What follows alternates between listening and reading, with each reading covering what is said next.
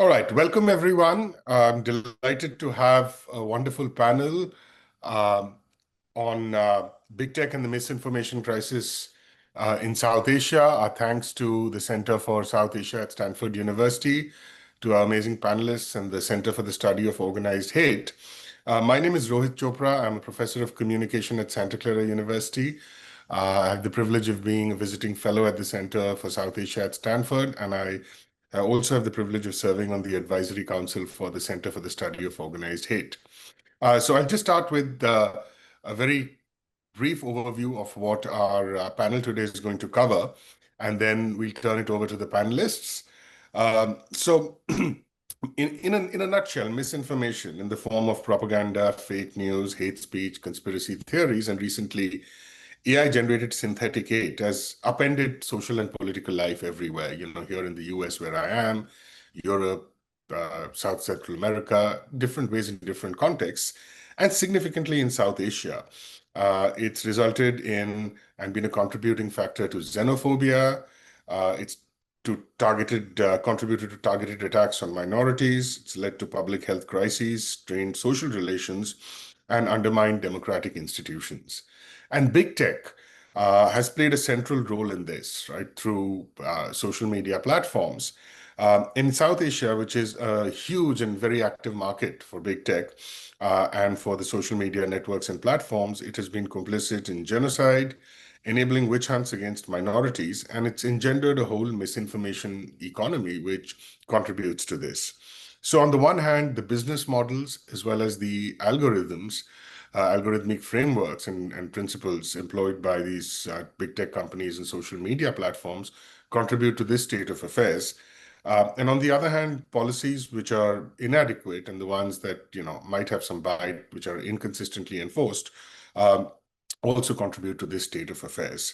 So our panel, featuring distinguished speakers, a group of very distinguished speakers and experts, is going to be examining this terrain, and they will be analyzing and detailing the challenges, offering insights from specific cases, and also proposing recommendations and a way forward. And we'll have each speaker speak for about 10 or 12 minutes.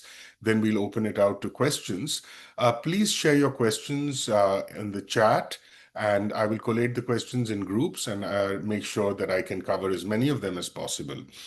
So we start first with Rakib Hamid Nayak. Rakib is the founder and director of the the Center for the Study of Organized Hate, one of the co-organizers of today's event. And he's also a research scholar in the Political Conflict, Gender, and People's Rights Initiative at the Center for Race and Gender at the University of California, Berkeley. And Rakib, as I know from years of collaboration, has been really a pioneer in this space of misinformation and its implications, including hate. So, Rakib, over to you, please. Well, thank you, Rohit, and thank you to the Center for South Asian Studies at Stanford for partnering with us to convene this important event. And at such a critical moment when across the globe, including here in the US, digital spaces have become battlegrounds for hate, misinformation, disinformation, and many other kinds of online harms. And the consequences are very visible in rising polarization, division, and violence. And in South Asia, the scale of this crisis is staggering. This is a region, by the way, which is home to nearly 2 billion people, making it the most populous region in the world and one of the fastest growing digital spaces anywhere. It has more than 1.1 billion active social media users. And in fact, in India alone, for example, we have over 900 million people using the internet and more than 500 million people active on social media. And I think that sheer scale makes South Asia one of the most consequential digital ecosystems in the world. And when platforms fail there, as they so often do, the impact is not confined to the region, it ripples outwards across the globe. Let me share some examples from some of our recent studies and reports at the center. Uh, when India and Pakistan entered into hostilities earlier this year, misinformation spread on an enormous scale across social media platforms. We saw video game footages repurposed as combat evidence, recycled clips from unrelated conflict, fabricated rumors of assassination and arrests of political leaders, and deepfakes and other kinds of synthetic content flow across different social media platforms very seamlessly. And it was a very coordinated campaign on both sides, with some of the Indian pro-government influences even framing it as, quote, electronic warfare. X Twitter was the primary hub in this campaign because we analyzed thousands of posts on X, and only 73 posts carried community notes, which is X's much touted fact-checking feature.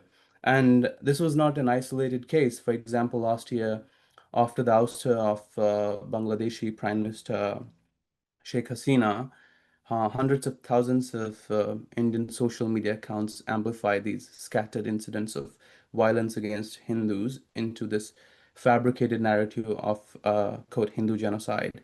And the result of this online hate was imminent, with the targeting and violent attacks on Muslim Bengali citizens across India. And similarly, in Maldives, between 2022 and 2024, the so-called India Out campaign used disinformation to stoke fears of Indian domination, and a result, heightened tension between people from both the countries. So we kind of see the same story across the region again and again, with mis and disinformation escalating crisis, while social media platforms look the other way. And let me state the fact that these harms do not stay contained in South Asia. They always travel. For example, in Leicester, England, in 2022, the tensions between local Hindu and Muslim youth spiraled into violence on the street. And back then, the fact checker said logically found that 80% of the geotag tweets about the clashes didn't originate in Leicester or England at all. They all came from India. So, what looked like a local community dispute was, in fact, fueled by these transnational far right disinformation networks. And in another report we released in May, we showed how Elon Musk, ex-CEO, converged with global far-right networks on X to exploit, quote, grooming gangs discourse in England to peddle Islamophobia and anti-immigrant hate. And for this report, we analyzed over 1,300 high-performing posts, which received around 1.5 billion engagements, and nearly 10% of these posts came from South Asia, mostly inciting hatred towards British Muslims. And we found the very same pattern in the US recently. In July, we published a study on the Islamophobic discourse surrounding Zohran Mamdani and Muslim communities during the New York City's mayoral primary. We analyzed thousands of posts across platforms and found that Hindu nationalist networks, including figures tied to India's ruling party, joined US and far-right accounts in flooding X with Islamophobic narratives targeting both Mamdani and the broader Muslim community. So the basic goal for the Hindu nationalist ecosystem was to shape the voting behavior of Hindu Americans who were going to in New York. And I think this is a clear case of foreign influence and election interference. And we documented a very similar campaign targeting Canada's Liberal Party during the recent federal elections as well. So in all of this, what we see repeatedly is that platforms have abdicated their responsibility, and I think it's not it's all deliberate.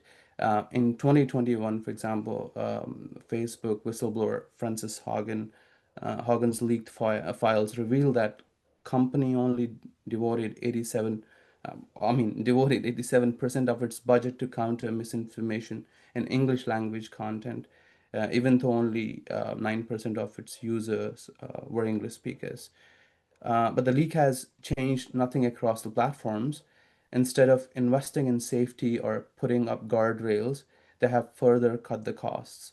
And I think, again, Musk's example is very central to this. After Musk took over X, he gutted X's trust and safety team, then introduced community notes, which is a user-driven fact-checking feature. And on the paper, it looks very glamorous and very promising. But in reality, it is irrelevant, and particularly in the South Asian context. We published a study in June which analyzed the full archive of over 1.8 million notes ever written, and we found that South Asian languages accounted for just 1,737 entries, and that is just 0.09% of the total. And out of these 1,737 community notes, only 37 notes in regional South Asian languages ever made on the public timeline.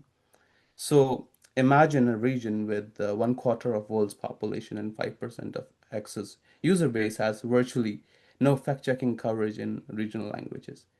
And even when you take the total 1.8 million into account, 90% of notes never publish due to the lack of consensus among the users. And here I want to also point out the creator monetization model of X, which is another example that illustrates this crisis of online hate and misinformation. And the logic here is quite simple. The more on X specifically, the more inflammatory the content, the more outrage it provokes, driving engagement, and hence the advertising revenue. And under today's monetization scheme on X, that means raising payouts to the very same accounts that spread the harmful content. And the disturbing reality is that Musk himself amplifies some of the most extremist, toxic accounts and narratives on the platforms. And I think this is perhaps the clearest case today of a platform aiding and abetting a global crisis of hate and misinformation, one that has and could further manifest into devastating offline harms.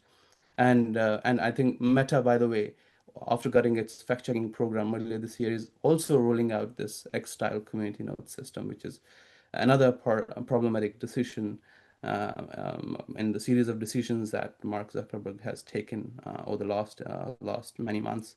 And I think this is a pattern we keep seeing again and again, where companies offload responsibility onto the users while continue to maximize their profits and fueling crisis and harms at scale. And I think the danger is magnified with the advent of AI and generative AI tools. We published a report yesterday how AI has become this new frontier of Islamophobia in India, particularly. And these technologies have, of course, supercharged these online harms. And we are already seeing hate campaigns and disinformation networks leveraging AI to produce synthetic content at industrial scale. So what once required coordinated networks of people have now been automated. And I think to and I think unless platforms are forced to take user safety seriously, held accountable through regulation, and forced to embed safety by design at the foundation of all their products and services, the problem will always stay and only escalate. I'll stop here and I look forward to answering questions during the Q&A. Back to you, Rohit.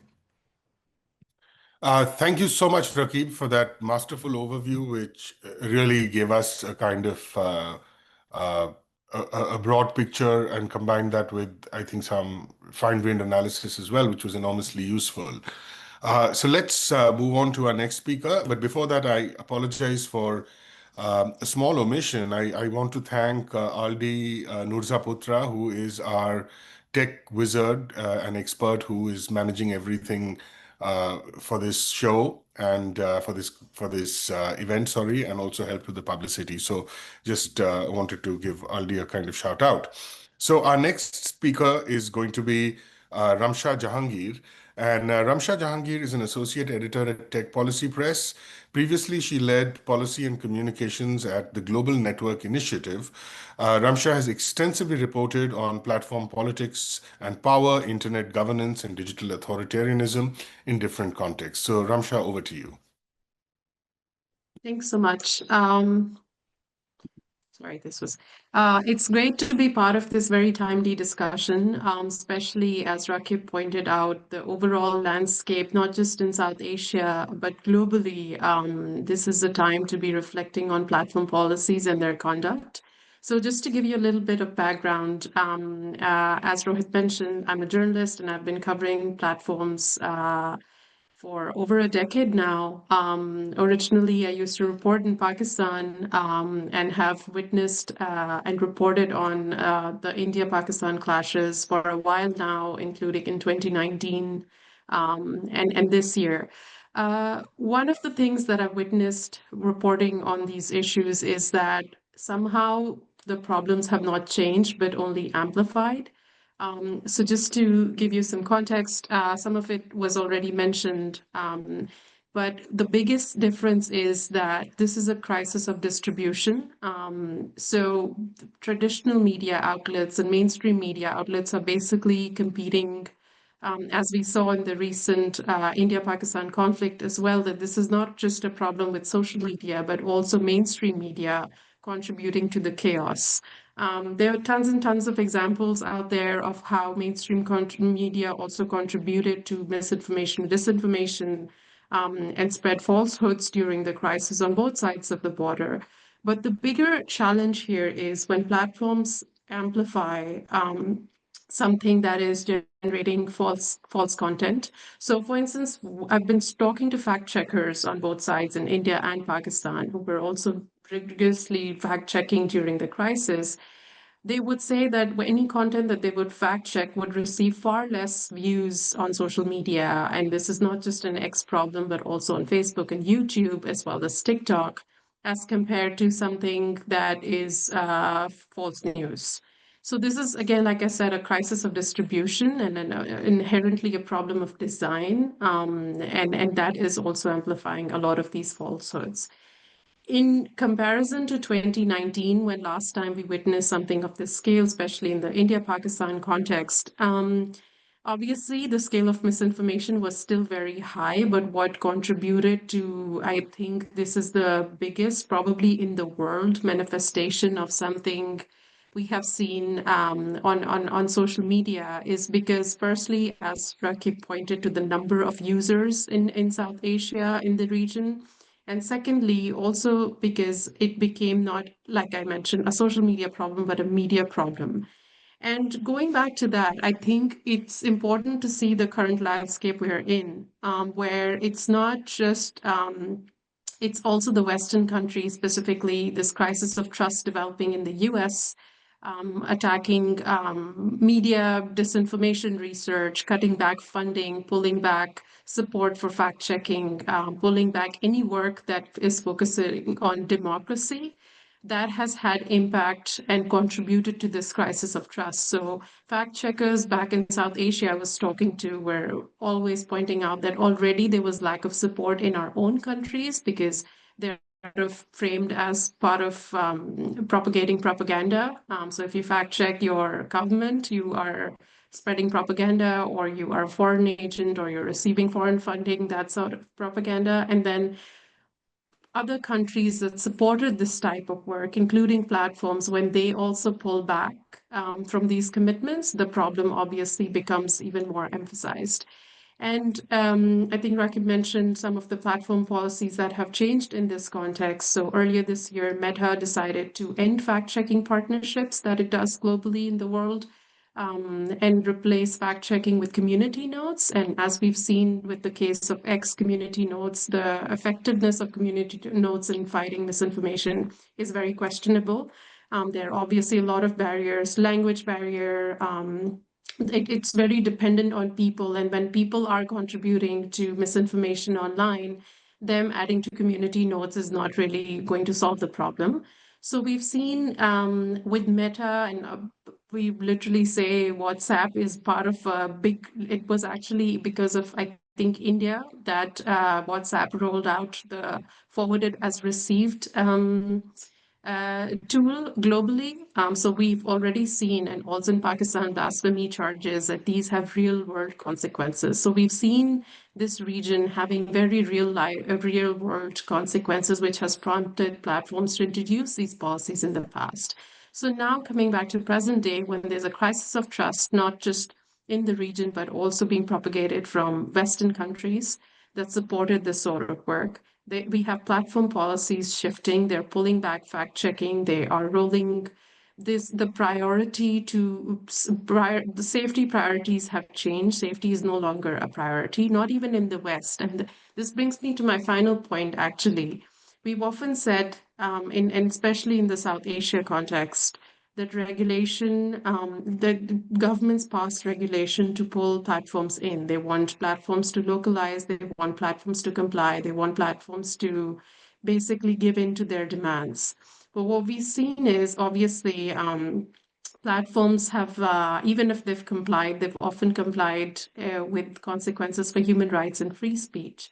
What's happening now is that platforms globally, not just in the region, have decided that, okay, human rights is not a priority for us anymore. And Trump administration particularly is backing that and pushing basically they've said that any country that decides to regulate US tech companies will be punished through tariffs or some sort of visa restrictions. There are many things that the Trump administration has said. So they've basically really mainstreamed this deregulation push. So in this context, where platforms are feeling more and more emboldened, they're not going to prioritize safety. So coming back to South Asia, where safety and it was always, as a journalist, also very hard to get responses from platforms, and especially also during times of crisis. Often they wouldn't even respond to our requests for comments. And civil society also had the same experience where they were not responding and they were not getting the attention of platforms. So already in an ignored context, and then you have this emboldened push from the West. What hope do we have for safety and any work related to disinformation, fact checking to take place? Just one contrast point I have is that whilst all of this is happening, we also have some interesting case studies from South Asia alone, and that is Bangladesh and Nepal. I don't know, most of you would have heard Nepal actually almost elected a prime minister on Discord. So we also see at the same time, in contexts where we are operating in authoritarian contexts, we have surveillance and we're pushing back against governments. Social media has been used to basically topple governments as well. And Bangladesh and Nepal have shown us that. So there are pros and cons to technology, but I think the bigger issue here is the crisis of trust that we're in. That is what I started with. And also the overall push from human rights to more competition-based and this lack of focus on safety globally, which is going to have more and more consequences for the world. We've seen that already in the India-Pakistan case and with real life world consequences. But we've also at the same time seen the power of social media to change politics. Thank you so much, Ramsha, for that wonderful presentation and talk, and for raising these really critical issues of the relationship between, I think, questions of design and questions of trust. I mean, one issue that always arises for me is, in the Indian context and in Pakistan, other contexts as well, but very prominently in South Asia, when you think of the complicity and the role of platforms and networks like WhatsApp in enabling violence, what exactly is their responsibility? Because they make an argument about sort of neutrality, right? We are just a neutral platform. And then, of course, in the current geopolitical climate with, more incentives for companies to, I'd say, weaken the protections that already exist, that raises some alarming prospects. So that's something I'm sure our audience will have questions about. By the way, I just want to let audience members know, please start sending your questions in on the webinar, through the webinar format, through the chat format, and I will collate those, and we'll get a chance to share those with our panelists right after. So let's move on. Speaking of design, we may have one of our colleagues who was meant to be today, unfortunately unable to join us. Hopefully he still can. But, if not, we will just have a little more time for conversation and be able to just, perhaps make it more of a conversation with audience members, a longer conversation with audience members, and a longer conversation between the panelists. But let me move on now. Our next panelist is Victoire Rio. Victoire is the founder and executive director of What to Fix, And please do check out and spend some time on all these organizations that all our panelists are associated with and have worked for and have founded. What to Fix. And What to Fix is a tech policy and accountability nonprofit. Victoire is also a leading expert on social media monetization and its impact on the integrity of information. Prior to founding What to Fix, to address systemic risks associated with social media, Victoire spent 8 years leading tech accountability efforts in Myanmar, where she co-founded and led the Myanmar Tech Accountability Network. Victoire, over to you, please. Thank you, Rohit, and it's very nice to be with you all. I have a few slides. I don't know if I can share my screen. It should hopefully work. And just give me 1 second here. Apologies.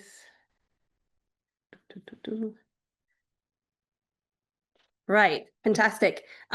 Yes, so as Rohit mentioned, I lead an organization called What to Fix, and a lot of our work at the moment is really focused on social media monetization and its implication for society at large, but also very much in regards to how it's been incentivizing and financing a lot of the misinformation that we run into. So, right. So as Rohit mentioned, I spent quite a long time in Myanmar, and I was actually in Myanmar when the military coup happened back in 2021, sitting in Yangon, documenting a lot of what was happening and a lot of the evidence of human rights abuses. And one thing I started to notice quite quickly was that a lot of the live videos of protests being cracked down that we were seeing were actually not live videos, and we were starting to see them up and over and over again. So I would back up a video thinking it was a piece of evidence, only to see the same video a few hours later, again displayed on Facebook as if it was live. And as we started to kind of dig into it, we realized that actually those videos had been downloaded off of YouTube and were being streamed back into Myanmar very much for financial reason. And so when we really kind of dug in, what we run into were a bunch of Cambodians that were making a ton of money off of this particular crisis. So we were looking at a few guys in Phnom Penh that were making easily $50,000 to $100,000 a month, and really capitalizing on this crisis. But it wasn't just videos, it was really a ton of disinformation content. So we were seeing a lot of this kind of posts making the round, a lot of things around how the US was intervening, how the US had bombed Myanmar, how Min Aung Hlaing had been arrested. A lot of misinformation narrative were being circulated at scale across the country at that point. And again, sort of all of it tying back to some of these individuals, many of them in Cambodia, many of them in Vietnam at the time, and really realizing that a lot of them were monetizing and really kind of showing that. As we kind of try to tackle the situation a bit and really push back with the platform on this, we also started to see them steal content directly from independent media and really massively repurposing that content, which was less likely to get them demonetized. But this wasn't really a new thing. I mean, the video aspect was quite new for us, but the issue at large is something that we really started to pick up on back in 2018, because we had seen in Myanmar quite a huge shift in the information environment starting in 2016. And it took us a couple of years to kind of get to grip to it. But what we realized was that there was a massive shift and a massive arrival of anonymous clip website that started happening around 2016. And in 2018, is when we kind of realized that what had actually happened was Facebook had introduced monetization in the country. I don't know if you remember, if you were familiar with this instant article feature, but that was Facebook's first monetization scheme. And that rolled out in April of 2016. And what you see here on the screen is an analysis we did of the 400 most viral content in Myanmar that included an external link. And prior to 2016, it was heavily geared towards registered media, whether it was independent, state, military media, but registered. And really starting from 2016, what we started to see was the massive arrival of those anonymous websites. And 2016, 2017 really is as well the period where we saw a massive uptake in anti-Rohingya content, really fueling what then led to a genocide. And that was very heavily pushed by those websites that were incentivized through Facebook money. Now, it's at the time we were looking at this back in 2017, 18, 19, really we weren't looking at that many accounts making money. On Facebook, we were looking at the time of the military coup in Myanmar, there were 100,000 accounts globally that were part of Facebook's revenue redistribution programs. Today, we're up to 9.5 million. The vast majority of those accounts have been added since the beginning of this year. As you can see here, we went from basically 2.5 million to 9.5 million in just the last few months. And we're seeing those programs being rolled out across platforms. So Rakim mentioned the creator programs on X that was launched in 2025, but we're now also having programs on TikTok. We're seeing programs on Snapchat. LinkedIn just rolled out its first program recently as well. So this model is really kind of expanding massively across platform. And even at the level of each platform, we're seeing more and more and more accounts getting through to these programs. So one of the things we discovered back in 2019 was that Facebook, and it's the only platform to this day that does that, but Facebook was releasing data on the accounts that were part of its revenue redistribution program. It was only releasing lists for the accounts that were active on a given day. And so for the last 6 years, we've been backing up this list and have worked towards setting up a consolidated archive of all these accounts. So at this point, we are looking at over 9.5 million accounts. Actually, today we just did an upload of the latest data, and I think we're upward of 10 million now. But we're looking at all the accounts that since 2019 have been part of these programs and sort of getting that broader visibility. And the goal here really is to show that there is a need for much more transparency in this area, but also for not just Facebook to release this data, but all platforms really to maintain monetization archives of their own.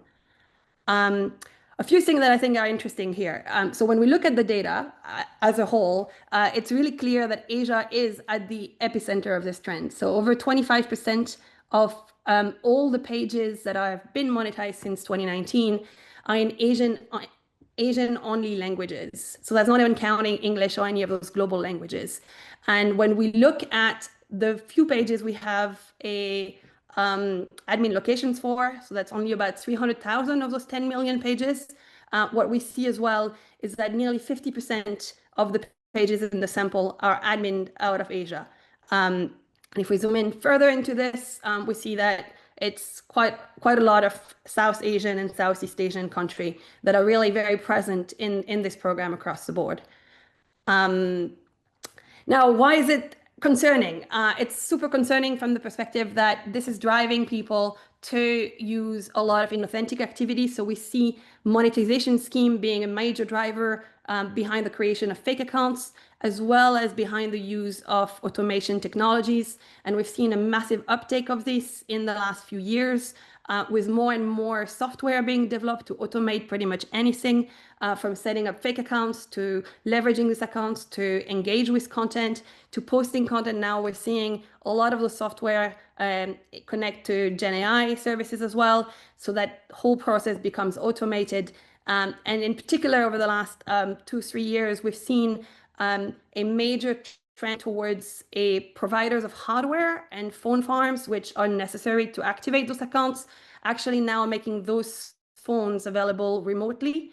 And it's now possible to rent them by the hour. So we're seeing more and more uptake of those unauthentic technologies, leveraging that hardware that is now provided as hardware as a service, which is really quite concerning.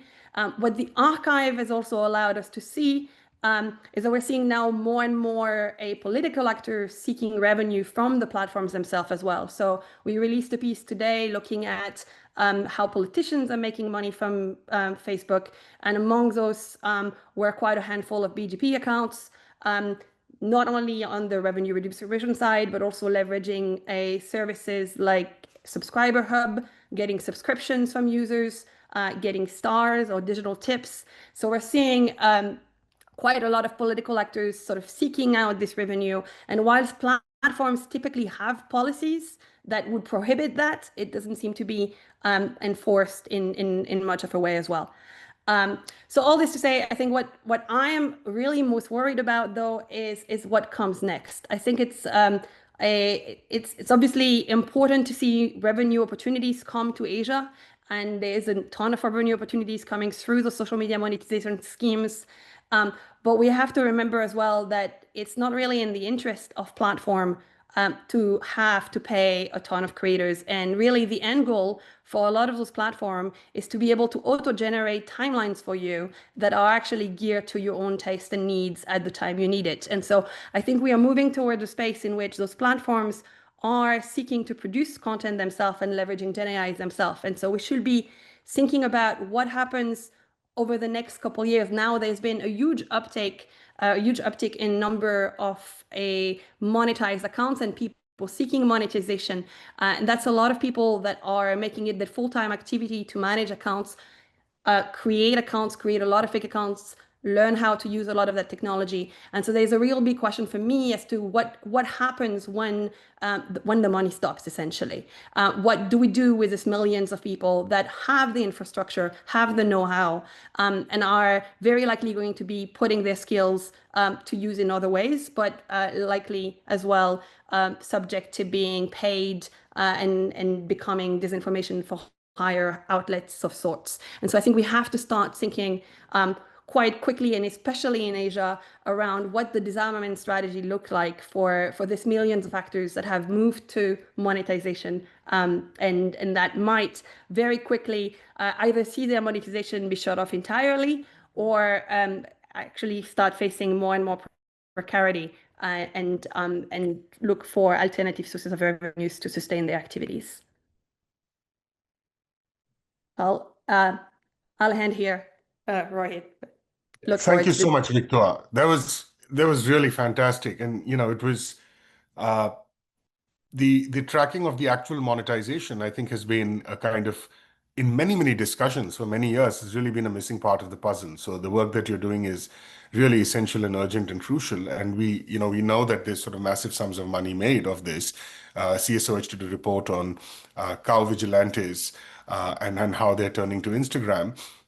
So, something we've also been exploring a little bit, but this very sort of precise, detailed tracking of monetization is also something that I think, one can take to the tech platforms. So thank you for the important work that you do, for like sharing all that information and for raising, both the implications of the present, as well as I think this really crucial question. Some of these accounts, tend to be sort of supported by, in the South Asian, the Indian context, government entities as well, right? And there are sort of financial links and structural links out there. But you're absolutely right that at some point of time, what's going to happen with people who have these skills? Are they going to, just shop them out? And what is that going to entail for digital discourse in general? So thank you very much for that. And just give me a second. I will just look at, okay. So, as I said, speaking of questions of design, one of our colleagues who is going to speak today, there have been some technical problems, but we have a very detailed and rich outline that he had provided. So I'm very happy to speak on his behalf, and I will just sort of share what he mentioned in that. And that way we will have, Sanjana represented at the panel as well. So let me just start by sharing a little bit about him. Sanjana Hattutuwa is the founder of Groundview, which was Sri Lanka's first citizen journalism website. And he's also the former director of the Disinformation Project. So Sanjana's actually presenting his presentation focuses on social media, democracy, and violence in South Asia, taking a critical perspective on this. And what Sanjana's work looks at is the weaponization and instrumentalization of Facebook, which began in 2012. He started working on initial studies on platform instrumentalization by Buddhist violent extremism that emerged in 2013. This work has tracked how big tech platforms have evolved into engines of systematic violence across South Asia, where algorithmic amplification transforms misinformation into mass atrocities with devastating human consequences. And I think this, for me, when I was, discussing these presentations with the panelists, this phrase, the transformation of misinformation into mass atrocities, is really a kind of key phrase. And it's also simultaneously exploited and deepened pre-existing socio-political fault lines that South Asian societies have struggled with for a long time, for decades. So the dual nature of social media platforms, Sanjana argues, presents a fundamental paradox. Our discussions must move beyond requests for simple examples to examine the context around how social media's devastating impact on democracy exists simultaneously with how these platforms strengthen democracy and fight authoritarianism on the one hand, but on the other hand, exacerbate and contribute to violence. The same platforms that are used by autocrats and hate entrepreneurs also serve right activists and investigative journalists. It is the case that social media enabled civic resistance in Myanmar, the 2014 protests in Sri Lanka, the 2020 Aragalia movement, and mobilizations in Bangladesh and Nepal. All these movements faced internet shutdowns or blocks, revealing how platforms have become critical infrastructure, but for both harm and democratic participation. So I think this ambivalence and this paradox are really essential to recognize. Now, on the dark side, Facebook's recommendation systems fueled anti-Rohingya content that contributed to the 2017 Myanmar genocide, forcing a staggering 700,000 refugees to flee, while allocating just 2 Burmese-speaking moderators for over 20 million users. So there is a real point to be made here about questions of priority. The platform leveraged long-standing ethnic tensions between the Buddhist majority and Muslim minorities that date back generations. In early 2018, Facebook contributed to the worst anti-Muslim riots in Sri Lanka's history by amplifying existing Sinhala Buddhist nationalist grievances against Tamil and Muslim communities located in post-colonial ethnic conflict. WhatsApp enabled systematic mob violence across India, where at least 27 people died in lynchings between 2017 and 2020 after false child abduction rumors spread through forwarded messages, exploiting caste hierarchies, sectarian divides between Hindus and Muslims, and urban-rural tensions that platforms did not create, but systematically weaponized through viral amplification.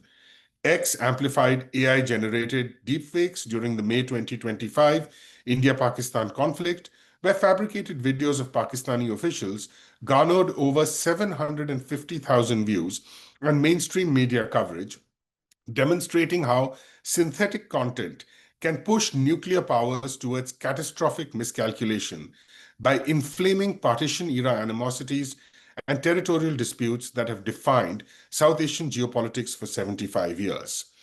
So Sanjana goes on to argue that there are 4 critical asymmetries that make South Asia uniquely vulnerable to platform manipulation.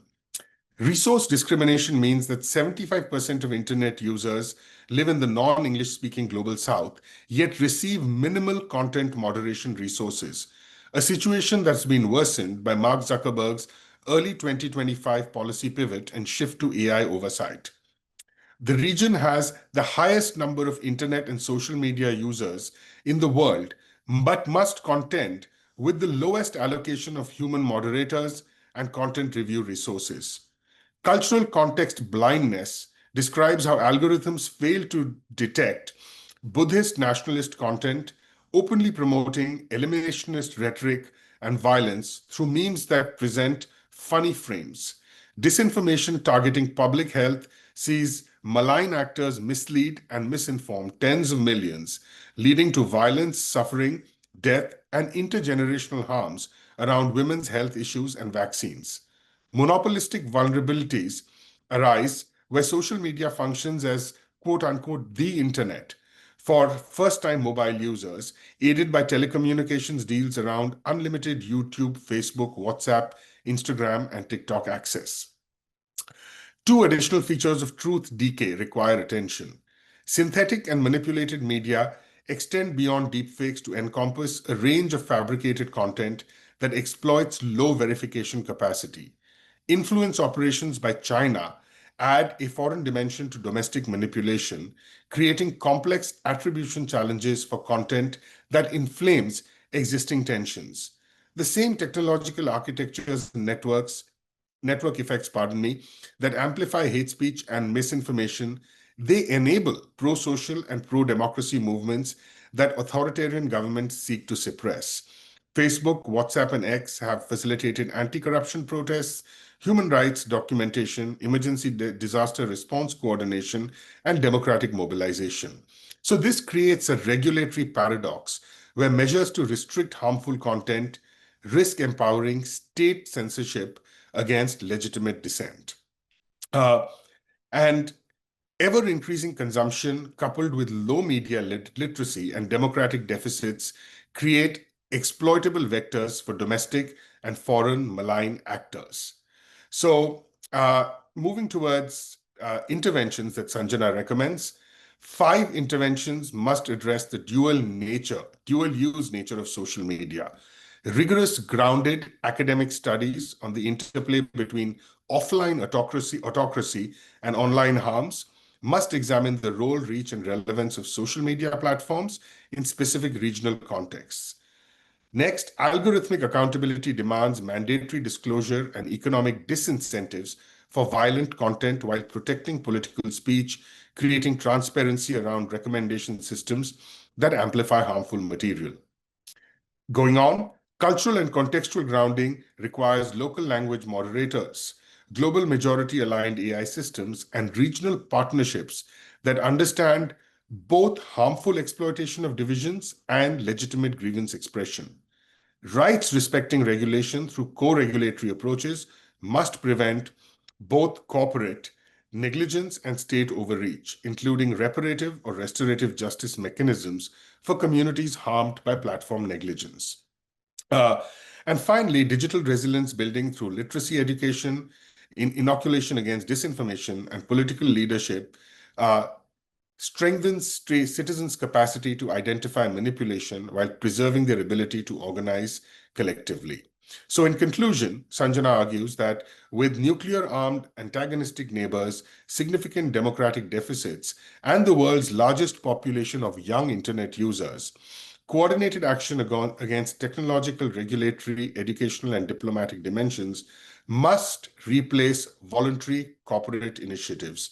These platforms have become indispensable infrastructure for both harm and democratic participation, requiring nuanced governance frameworks that can distinguish between content that inflames pre-existing fault lines towards violence and content that challenges entrenched power structures through legitimate protest. So this is another marvelous contribution, and I think Sanjana has highlighted this paradox that the same tools that actually enable people, mass political action, social movements, and protest against overreach, justice abuses, human rights violations are also weaponized for their opposing ends. All right, so we will conclude our presentations, and I would just like to offer a round of virtual applause for all our presenters and for Aldi. Let's move on to the questions. We have a number of questions that have come in. But first, I'd like to actually ask all the panelists one question and have their response. How do you think the platforms, or what do you think about the platforms using free speech rhetoric to evade accountability? I can jump in pretty quickly. Please. Well, the tech companies hiding behind this rhetoric of free speech is an excuse for their inaction that protects a handful of autocrats in Bay Area at the expense of billions of people globally that include the most vulnerable members of our community. I think when the EU has moved to kind of use the Digital Services Act to regulate them, these same companies are now leaning on the current administration in Washington to shield them. In fact, in February, Vice President J.D. Vance at the Munich Security Conference accused the EU leaders of censorship, which was kind of a thinly veiled attack on the Digital Services Act. And in fact, in May, Secretary of State Marco Rubio announced new visa restrictions targeting officials that he claimed were complicit in censoring what Americans say online.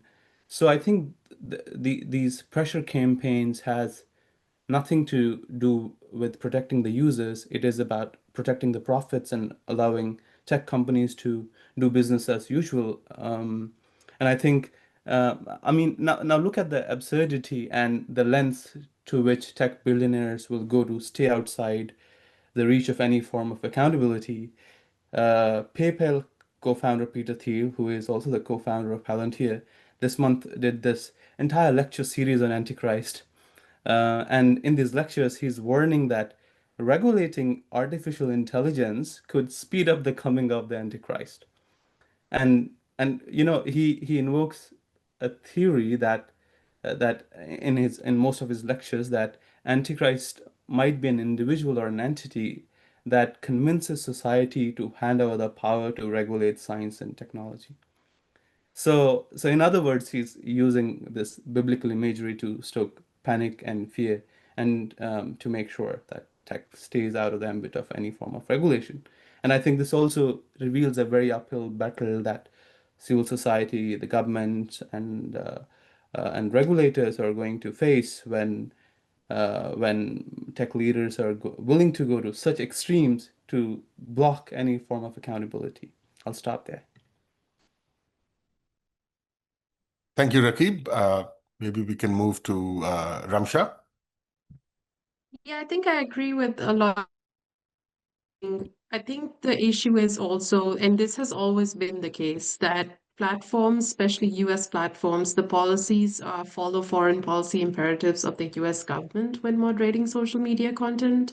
We've seen that in the case of the use of the word Shaheed, for instance, on Meta's platforms, which the Meta Oversight Board ruled that the Meta's approach to use the word Shaheed in the dangerous organization and individuals policy was disproportionately restricting free expression. So that's just one example to show that this was never neutral. And of course, now they're taking a very public position, as Rakib pointed out, and pushing back very vocally against any regulation that tries to hold them accountable.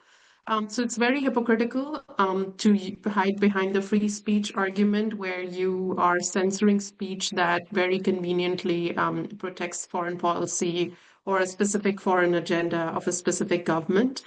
So there's no free speech about it.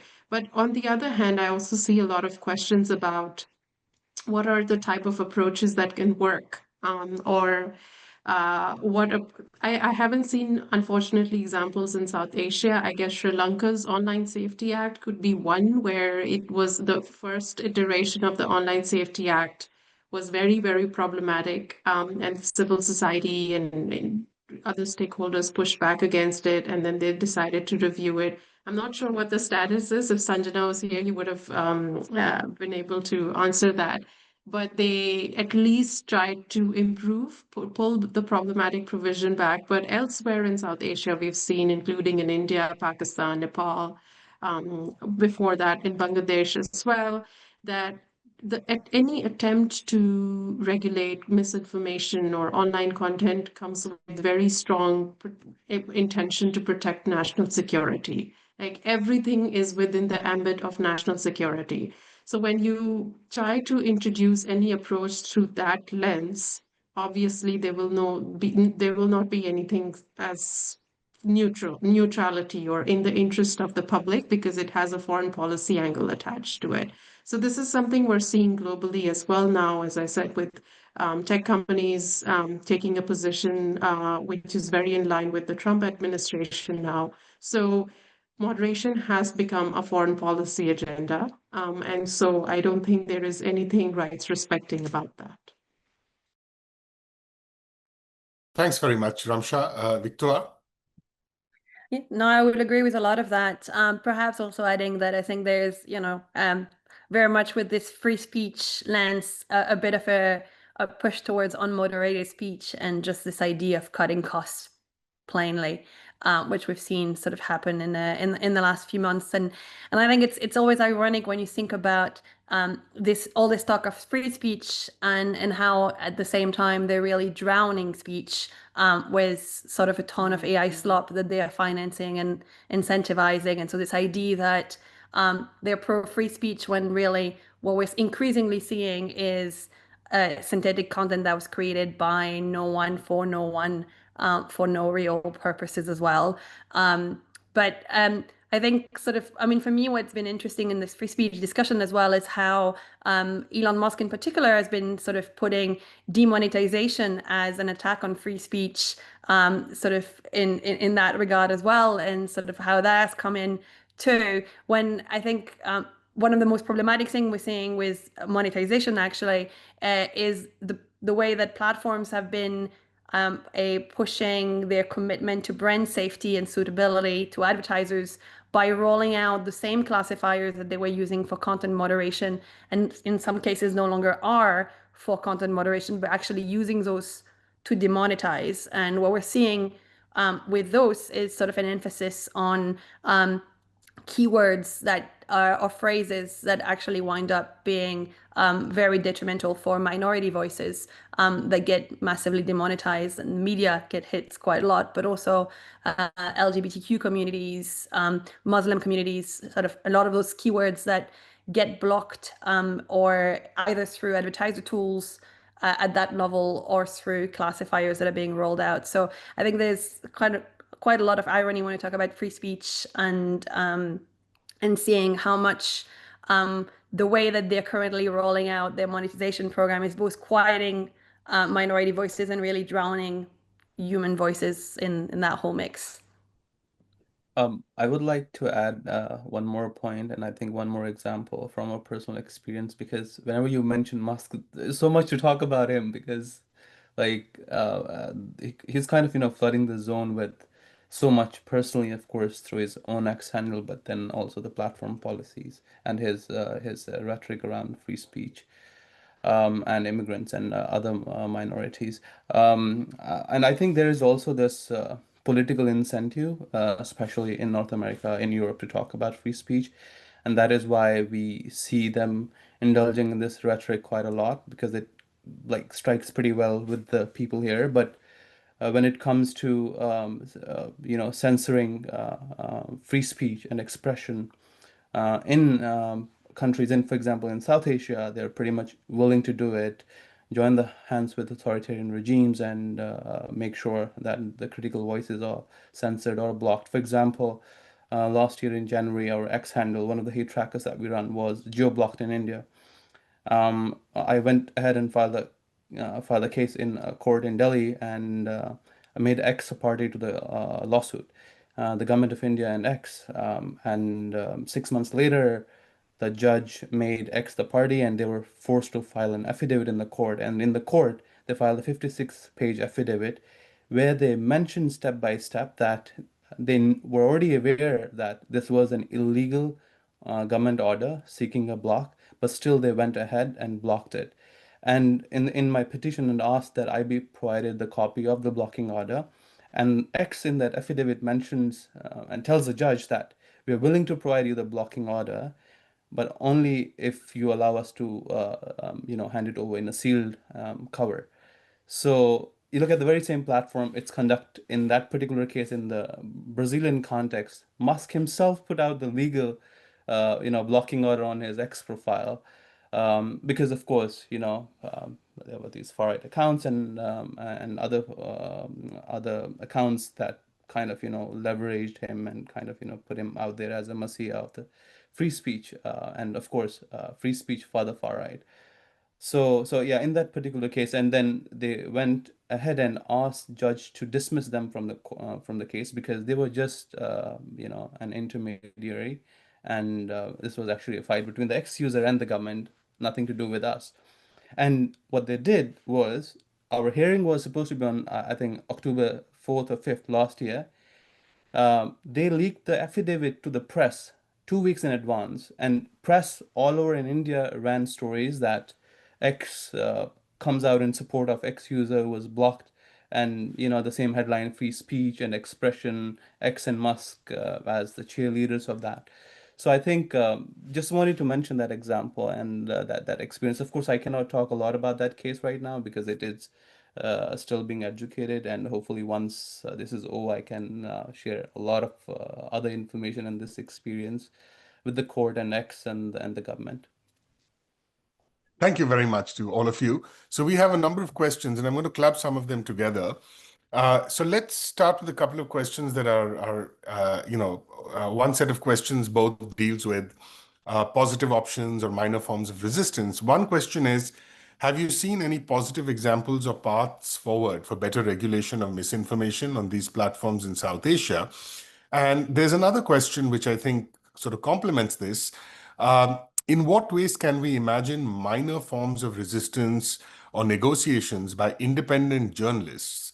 The audience member says that independent journalists become sort of independent after often being thrown out by mainstream media for non-compliance with an agenda of producing hateful content.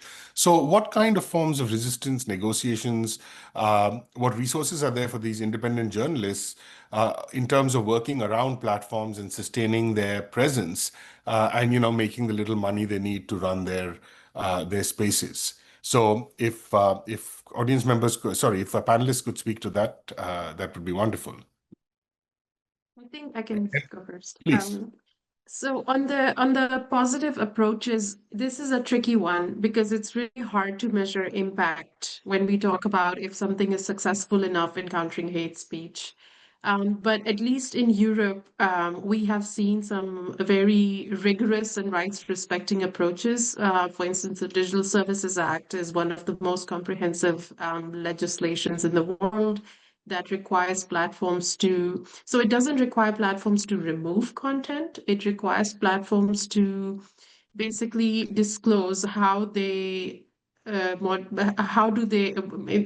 transparency around how their systems work in practice. So platforms are required to submit risk assessments as well as audit reports detailing how they've what have they done to basically address systemic risks is what they call it. So it's not removing specific pieces of content, but basically addressing risks over time. So hate speech or misinformation, disinformation would count as systemic risks under the Digital Services Act. So that's one example. When we talk about Digital Services Act and its impact, one thing it's really done already is that platforms have put out troves of 60, like thousands and thousands of pages at this point detailing some information about how they address these risks. Of course, there are other questions around how relevant this is and how do you digest that information. But at least this is a first attempt. And then Digital Services Act, one very important piece is researcher data access. So academics and researchers based in Europe can submit data requests to platforms, and then platforms will have to share that data. So those are like one first few initial, and of course this is a new law. There's a lot of politicization around its enforcement, specifically from the US, pushing back against this law as well.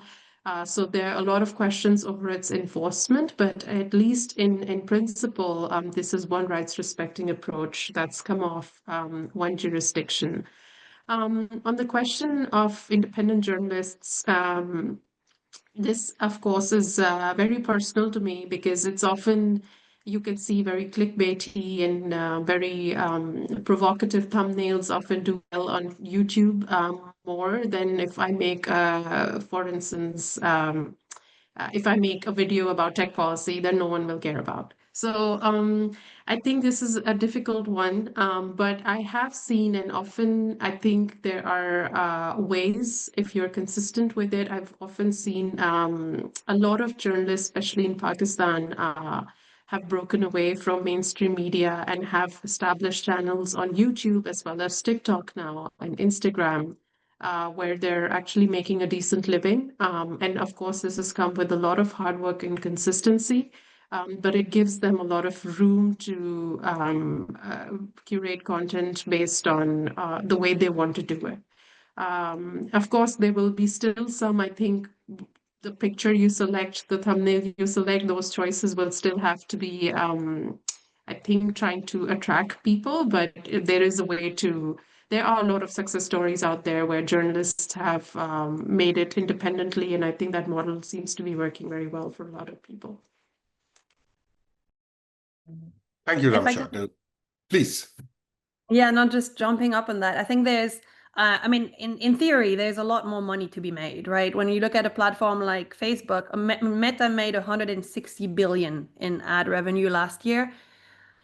Facebook is probably responsible for about 100 billion of that, and they redistributed 2 billion. So that's, less than 2%, which could quite easily be increased to bring in more revenue within the space.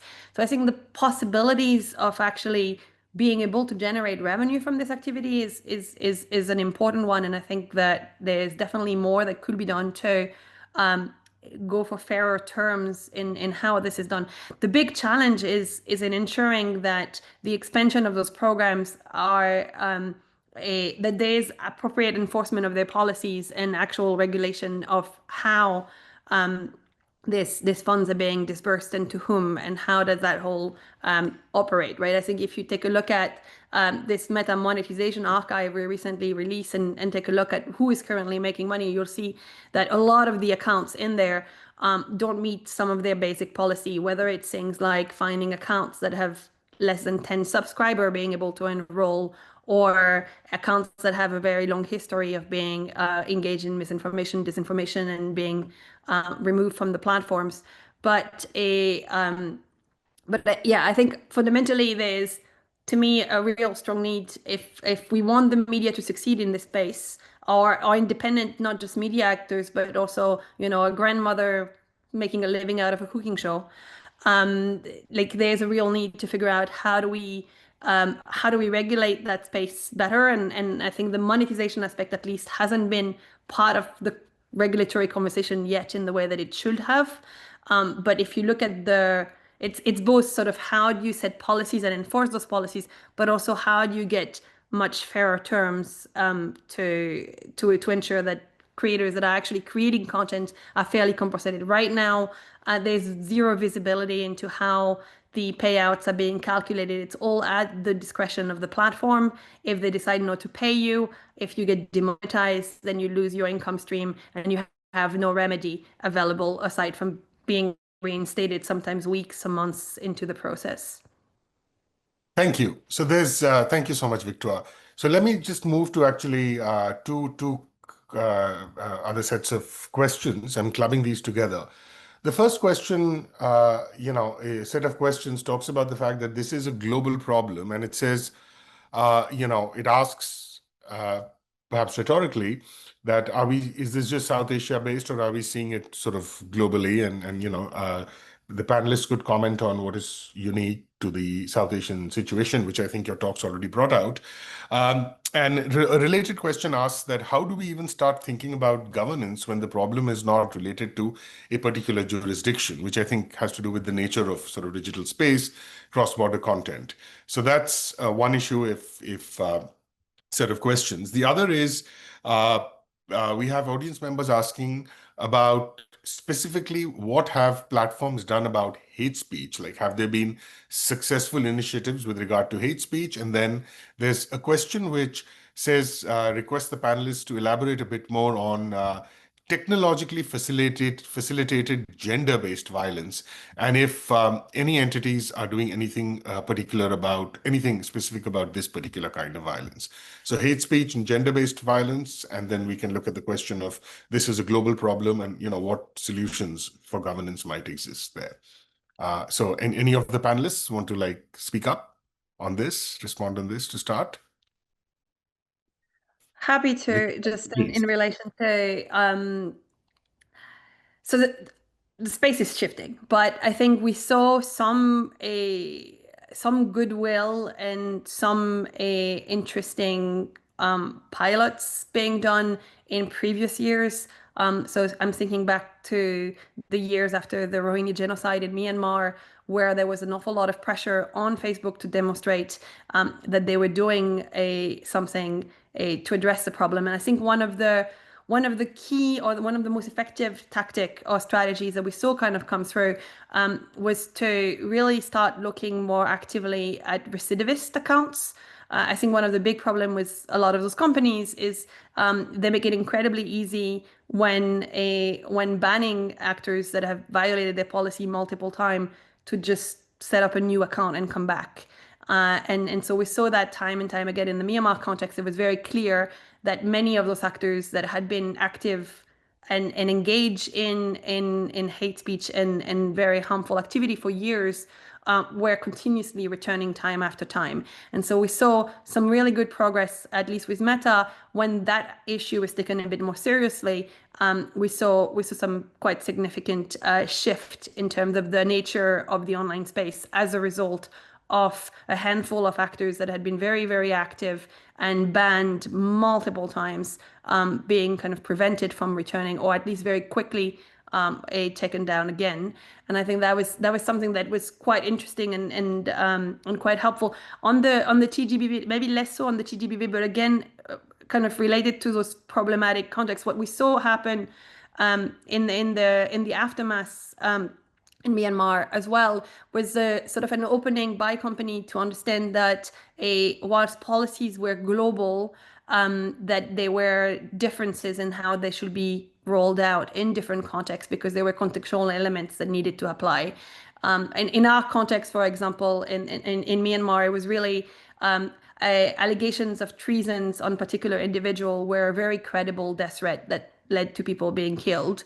And that was something that their policies on a global scale obviously didn't consider to be a challenge or a problem, but that a sort of with the right engagement, and again to Sanjana's points that Rohit brought up, like this idea of actually engaging with local groups, engaging with folks that have understanding of the context is key, because that there was quite a bit of possibilities, at least with regards to defining or a better understanding the policies and how they relate to a given context.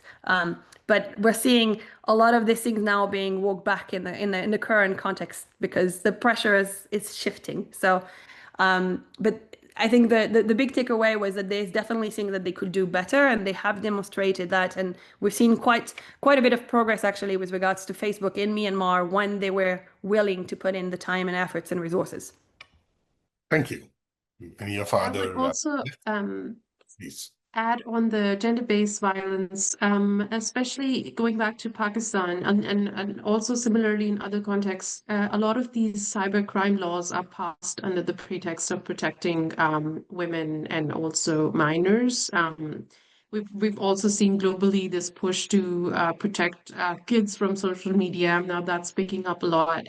And in Pakistan, the Pakistan cybercrime law, which has been used to crack down on journalists and dissent and activists, it was actually introduced to protect women from gender-based violence.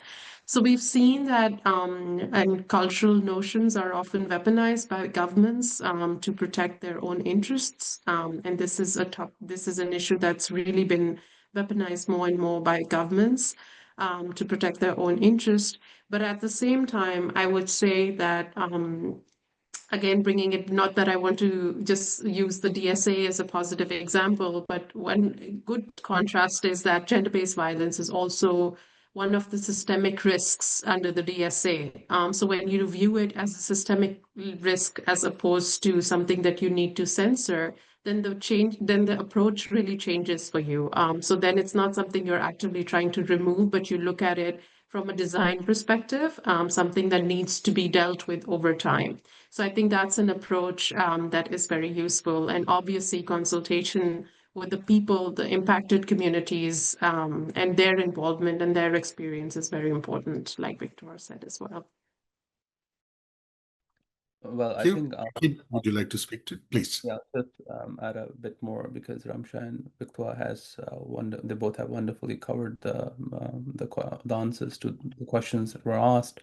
But I think to hop onto the first question about South Asia, just being part of a global phenomena of a post-truth world or a specific trend. I think I would argue it's kind of both, where I think stakes are pretty higher and more starker here in South Asia, because online harms here, specifically disinformation, misinformation, could be fused with the religious majoritarian politics and other geopolitical rivalries.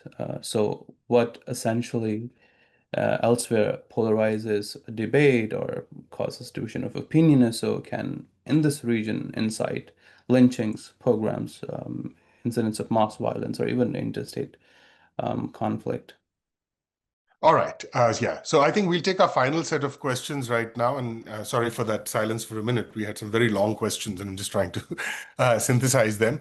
And just wanted to express appreciation for our audience members in South Asia. I know it's sort of very late there, so we really appreciate that. But I will formally thank everyone at the end too.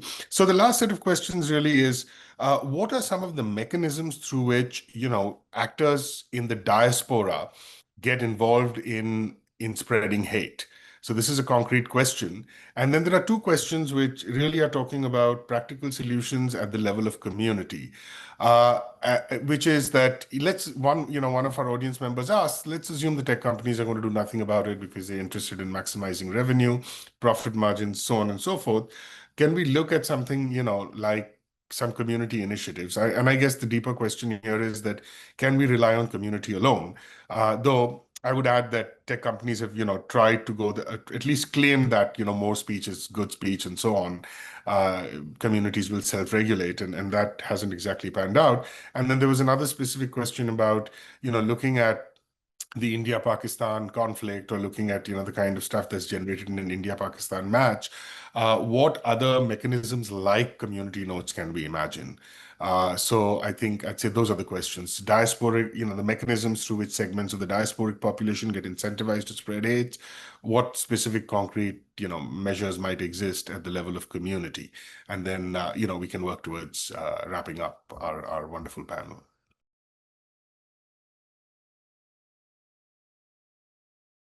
I think Any I of can I please. can take the first question on the diasporic role in spreading far-right hate, and having studied the diaspora, the Indian American diaspora, for quite some time.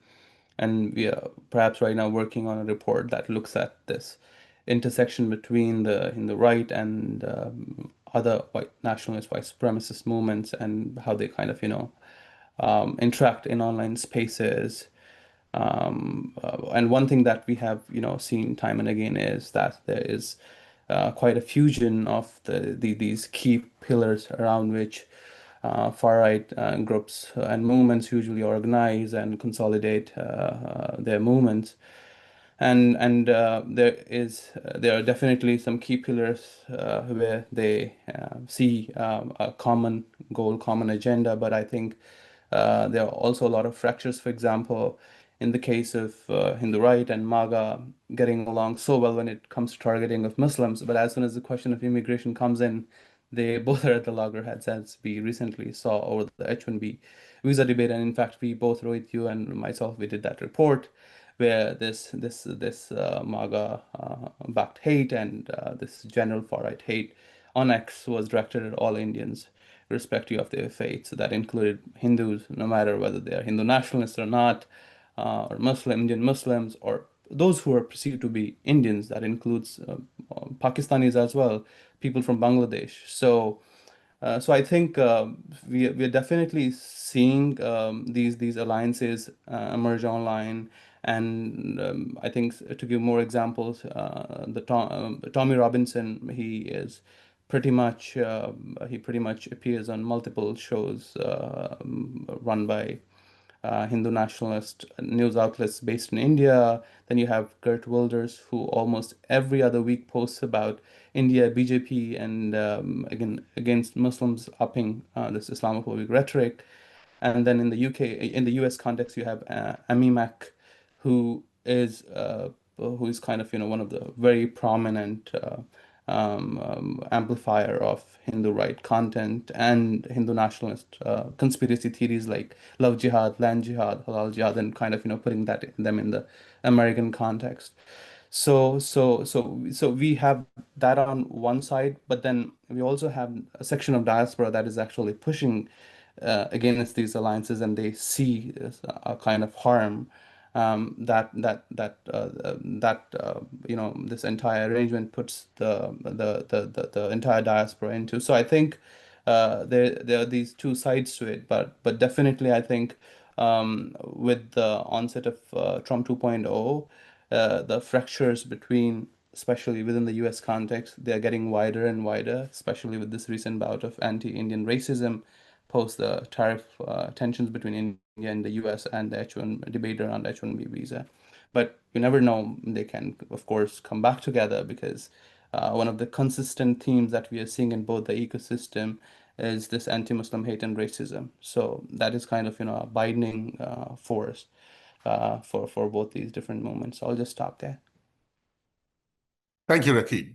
Any of our other panelists?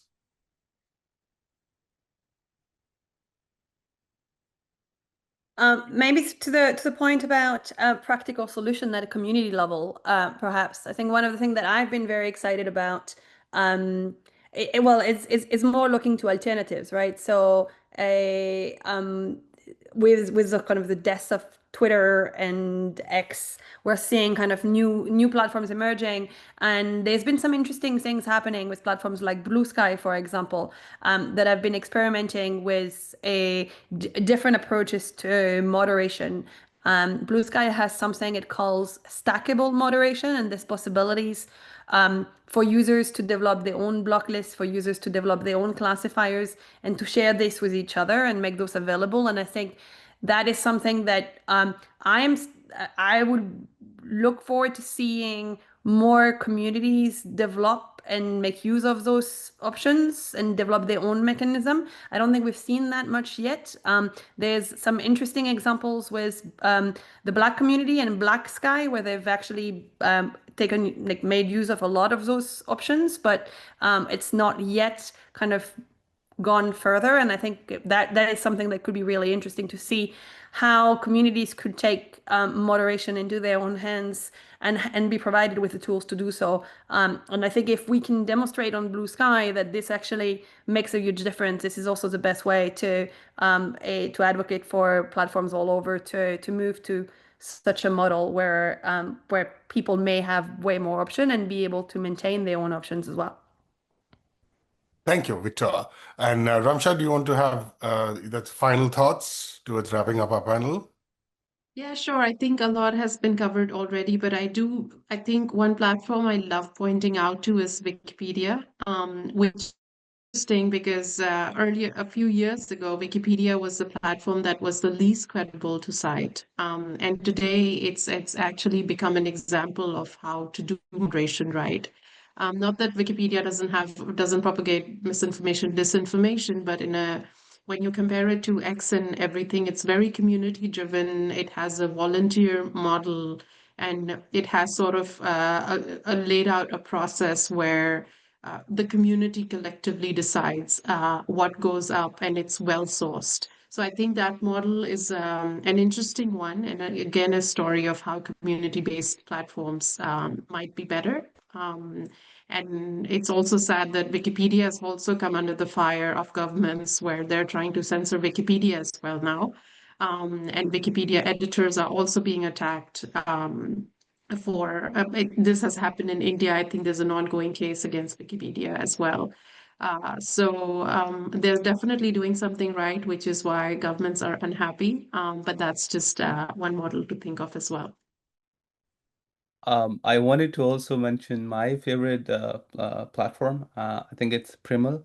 I don't know if you have heard about it, but it's a social media app built on the decentralized Nostr protocol. It works like Twitter X in design, but runs without central control. So posts that we make are shared through this open relays, which kind of makes it very censorship resistant and user owned and community driven. It was introduced to me last year. I was at the Oslo Freedom Forum. I met Jack Dorsey, and he's one of the funders of Nostr and Nostr Protocol. And he introduced this app because we were all talking about censorship and all.